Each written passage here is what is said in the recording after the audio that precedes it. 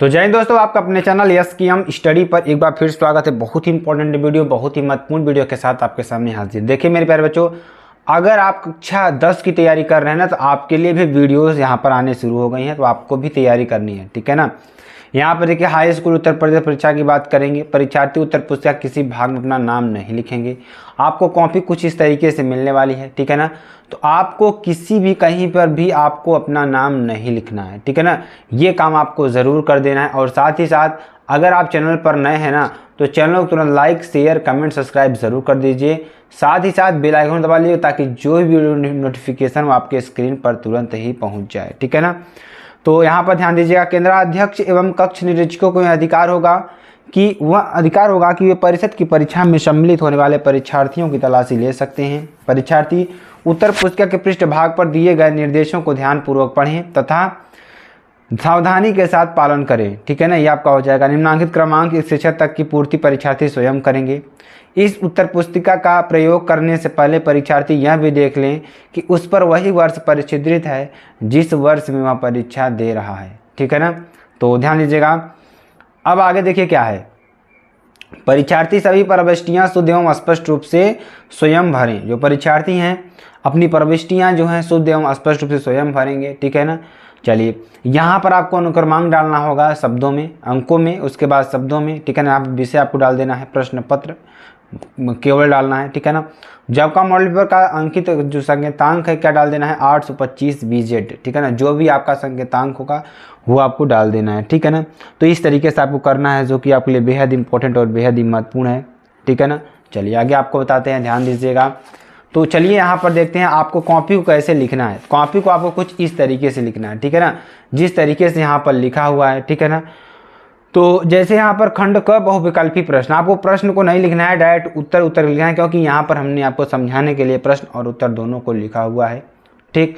तो इस तरीके से आपको करना है, आपको कोई दिक्कत नहीं है। चलिए हम इसका पूरा सोल्यूशन आपको बताएंगे और आपको क्वेश्चंस को अच्छी तरीके से लिखते रहना है, ठीक है ना। लिखते रहना है मतलब कि आपको कोई क्वेश्चन छोड़ना नहीं है, आपको सारे क्वेश्चंस को करना है। और हाँ, आप लोग क्वेश्चंस को उठाएंगे, जैसे आपको शुरू कर रहे हैं तो एक से लेकर के लास्ट तक क्वेश्चंस को करते चले जाएंगे, तो आपको अच्छी तरीके से आइडिया हो जाएगा कि हम यहाँ देखिए एग्जामिनर भी जो कॉपी चेक करेगा ना, इसी तर्ज पे चेक करता है, उसको भी आसानी होती है, उसको भी देखिए मार्क्स देने में आसानी होती है। आप शुरू से क्लास तक करते चले जाएंगे तो उसको उसी हिसाब से नंबर देता चला जाएगा, ठीक है ना। ऑटोवान बिस्मार्क का संबंध किस देश से था? जो ऑटोवान बिस्मार्क था उसका संबंध किस देश से था, ठीक है ना। तो ऑटोवान जो बिस्मार्क था उसका संबंध किस देश से था? जर्मनी से था। किससे था? जर्मनी से था, ठीक है ना। चलिए अगला देखते हैं। निम्नलिखित में से किसे 1871 में जर्मनी का प्रथम सम्राट घोषित किया? अब निम्नलिखित में किसको 1871 में जर्मनी का प्रथम सम्राट घोषित किया गया? तो किसको किया गया? विलियम प्रथम को। किसको? विलियम प्रथम को किया गया, ठीक है ना। 1989 में फ्रांस किस प्रकार का राज्य था?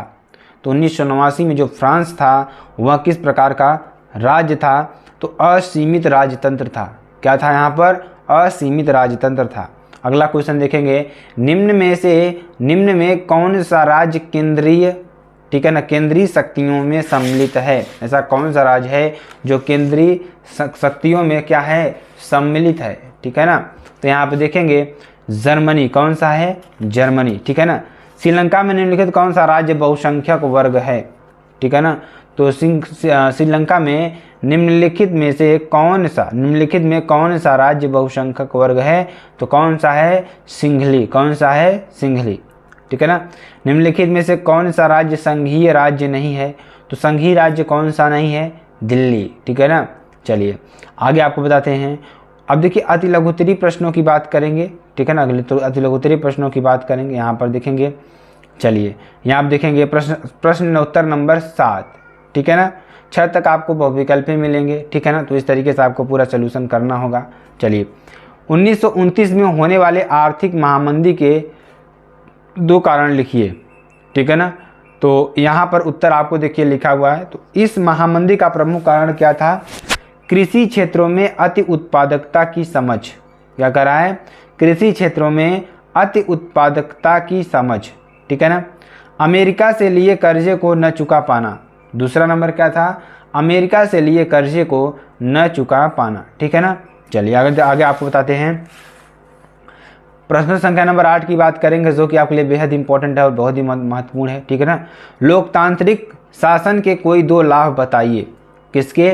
लोकतांत्रिक शासन के कोई 2 लाभ बताना है आपको। तो लोकतंत्र शासन की ध्यान दीजिएगा, सभी अवस्थाएं से बेहतर, जो अंश बहु सभी अवस्थाओं से क्या है, बहुत बेहतर है। ठीक है ना। चलिए, एक ऐसी शासन व्यवस्था जिसमें जनता अपने प्रतिनिधियों का चुनाव करती है। यानी लोकतांत्रिक में क्या है कि ध्यान दीजिएगा, देखिए जो यहाँ पर करने का मतलब जो लोकतंत्र शासन की व्यवस्था है वह सभी अवस्थाओं से, यानी सभी व्यवस्थाओं से क्या है, बेहतर है। ठीक है ना। चलिए आगे देते हैं, ध्यान दीजिएगा। दूसरा नंबर क्या था? यह ऐसी शासन व्यवस्था जिसमें जनता अपने प्रतिनिधियों का चुनाव करती है। ठीक है ना। संख्या नंबर 9 की बात करेंगे। निर्धनता लोकतंत्र के लिए घातक है, इस कथन की विवेचना कीजिए। क्या कर रहा है? निर्धनता लोकतंत्र के लिए घातक है, इस कथन की विवेचना कीजिए। ठीक है ना। तो लोकतंत्र के लिए निर्धना क्या है? घातक है। अमेरिका के लिए कर्जे को न चुका पाना और देश के में महामंदीकरण, अत्यधिक निर्धनता लोकतंत्र के लिए क्या है? घातक है। ठीक है ना। तो निर्धनता लोकतंत्र के लिए क्या है? घातक है, इस कथन की विवेचना कीजिए। तो लोकतंत्र के लिए निर्धनता क्या है? घातक है। अमेरिका से लिए कर्जे को न चुका पाना और देश में महामंदीकरण, अत्यधिक निर्धनता लोकतंत्र के लिए घातक है। ठीक है ना। लघुत्तरीय प्रश्न की बात करेंगे, जो कि आपके लिए बेहद इंपॉर्टेंट और बेहद ही महत्वपूर्ण है। वैश्वीकरण में किस प्रकार राष्ट्रीय कंपनियों को बहुराष्ट्रीय कंपनियों को MNC के रूप में उभरने योग्य बनाया? ठीक है ना। चलिए इसमें देखते हैं इसका आंसर क्या है, ध्यान दीजिएगा। वैश्वीकरण का शाब्दिक अर्थ है स्थानीय या क्षेत्रीय वस्तुओं का घटनाओं के विश्व स्तर पर रूपांतरण की प्रक्रिया है। इसे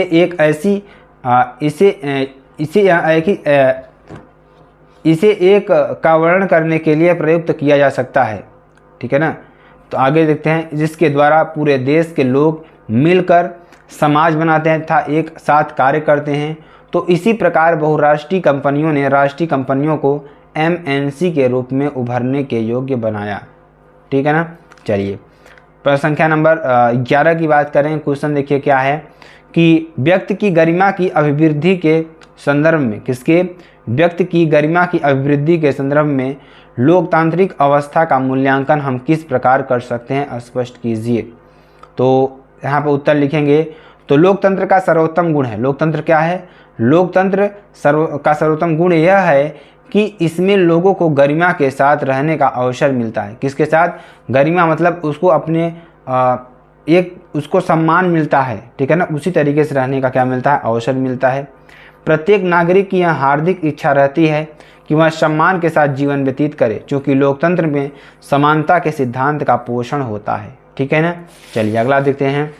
असहयोग आंदोलन क्या है? अगला नंबर प्रश्न संख्या नंबर 12 की बात करेंगे। असहयोग आंदोलन किसने चलाया था? इसके किन्हीं 3 कारण का उल्लेख कीजिए। ठीक है ना। तो असहयोग आंदोलन गांधी जी द्वारा चलाया गया था। इसके निम्न कारण थे।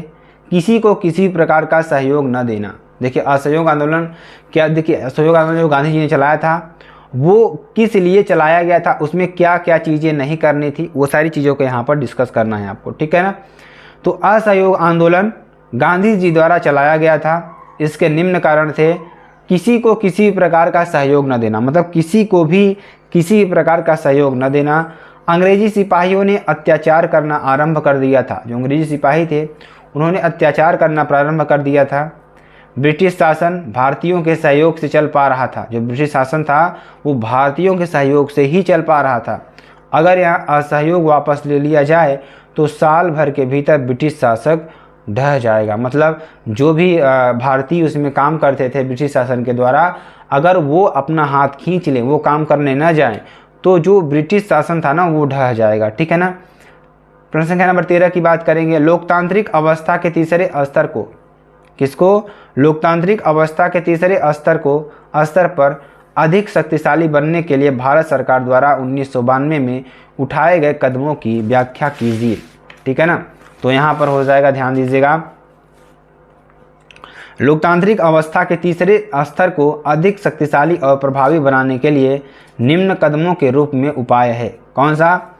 स्थानीय स्वशासी निकायों के चुनाव नियमित रूप से करना संवैधानिक बाध्यता था। अनुसूचित जातियों, अनुसूचित जनजातियों और पिछड़ी जाति, ठीक है ना, पिछड़ी जाति के लिए सीट आरक्षित है। 1/3 सीटें महिलाओं के लिए आरक्षित किया गया, ठीक है ना, ये आपके लिए हो जाएगा। खंड ख की बात करेंगे। पंजाब में भूमि निम्नीकरण का निम्नलिखित में से प्रमुख कारण क्या है? अधिक सिंचाई। क्या है? अधिक सिंचाई। अब प्रश्न संख्या की बात करें, खंड ख में आ गया आपको, ठीक है ना। चलिए, निम्न में से कौन सा व्यक्तिगत संसाधन नहीं है? तो कौन सा व्यक्तिगत संसाधन नहीं है? खनिज संसाधन। देखिए, खनिज का मतलब क्या हुआ? उसको हम इकट्ठा है जो खन कर ही निकाल सकते हैं, उसको उत्पादित नहीं कर सकते, ठीक है ना, इस तरीके से है। अगला देखेंगे, निम्नलिखित में से कपास की खेती के लिए कौन सी मिट्टी उत्तम मानी जाती है? तो ध्यान दीजिएगा, यहाँ पर निम्नलिखित में कपास की खेती के लिए कौन सी मिट्टी उत्तम मानी जाती है? तो यहाँ पर अगर आंसर की बात करेंगे तो काली मिट्टी। कौन सी मिट्टी? काली मिट्टी क्या मानी जाती है? उत्तम मानी जाती है। हेमेटाइट का संबंध किस खनिज से है? हेमेटाइट का संबंध किस खनिज से है? तो लोहे के अयस्क से, ठीक है ना। 19 की बात करेंगे, मानव विकास रिपोर्ट 2018 में भारत को कौन सा स्थान प्राप्त हुआ? तो कौन सा स्थान प्राप्त हुआ? 13वां स्थान प्राप्त हुआ, ठीक है ना। प्रश्न संख्या नंबर 20 की बात करेंगे, एक मार्ग किन वस्तुओं के लिए प्रमाणिक चिन्ह है? खाद्य पदार्थ के लिए, ठीक है ना। चलिए, अति लघुत्तरीय प्रश्न की बात करेंगे। प्रश्न संख्या नंबर 21 की बात करेंगे, खनिज क्या है? खनिज क्या होता है, ठीक है ना। तो 21 की बात करेंगे, खनिज ऐसे भौतिक पदार्थ हैं, जो खनिज होते हैं ऐसे भौतिक पदार्थ हैं जो खान से खोदकर निकाले जाते हैं। किससे? खान से खोदकर निकाले जाते हैं। कुछ उपयोगी खनिज पदार्थों के नाम जैसे लोहा, कोयला, अभ्रक, बॉक्साइट इत्यादि, ठीक है ना। संख्या 22 की बात करेंगे, देश की सबसे बड़ी गैस पाइपलाइन कौन सी है? तो यहाँ पर आंसर देखेंगे, रामनगर लोनी LPG पाइपलाइन, ठीक है ना, ये आपके लिए हो जाएगा। चलिए, अगला देखते हैं, खरीफ फसलों के 2 उदाहरण दीजिए, ठीक है ना। तो खरीफ फसलों के 2 उदाहरण देखिए, धान, मक्का, बाजरा, गन्ना इत्यादि, ठीक है ना। अति लघुत्तरीय प्रश्नों की बात करेंगे, यहाँ पर देखेंगे तो क्या हो जाएगा। संख्या नंबर 24 की बात करेंगे, तो भारत में और सौर ऊर्जा का भविष्य उज्जवल क्यों है? जो भारत है, भारत में सौर ऊर्जा का भविष्य उज्जवल क्यों है? कोई 3 कारण दीजिए। तो भारत कटिबंधीय देश है, इसमें सौर ऊर्जा की दोहन करने की भारी संभावनाएं हैं। इसमें क्या है? इसमें सौर ऊर्जा की दोहन करने की भारी संभावनाएं हैं। फोटोवोल्टाइक प्रौद्योगिकी से सूर्य के प्रकाश को सीधे विद्युत में बदल दिया जाता है, ठीक है ना। चलिए, विदेशी व्यापार के अनुकूल बनाने में कोई 3 सुझाव लिखिए। विदेशी व्यापार के अनुकूल बनाने के कोई 3 सुझाव लिखिए, ठीक है ना। तो भारत के विदेशी व्यापार को अनुकूल बनाने हेतु 3 निम्नलिखित हैं। कौन कौन से? इस्पात, खनिज तेल व रासायनिक पदार्थों के आयात में तेजी से वृद्धि हुई है, ठीक। मशीनों के आयात में वृद्धि दर बढ़ी है। खाद्यान्नों के आयात में कमी हुई है, ठीक है ना। चलिए, अगला देखते हैं, संख्या नंबर 26 की बात करें, किसी अर्थव्यवस्था में कृषि का क्या महत्व है समझाइए, ठीक है ना, ये आपको करना है। तो यहाँ पर 26 की बात करेंगे, जो कि आपके लिए बेहद इंपॉर्टेंट और बेहद ही महत्वपूर्ण है, ठीक है ना। तो कृषि क्षेत्र के भारतीय अर्थव्यवस्था का आधारभूत स्तंभ, यह क्षेत्र न केवल भारत की GDP में लगभग 15% का योगदान करता है, बल्कि भारत की लगभग आधी जनसंख्या रोजगार के लिए कृषि क्षेत्र पर ही निर्भर है, ठीक है ना।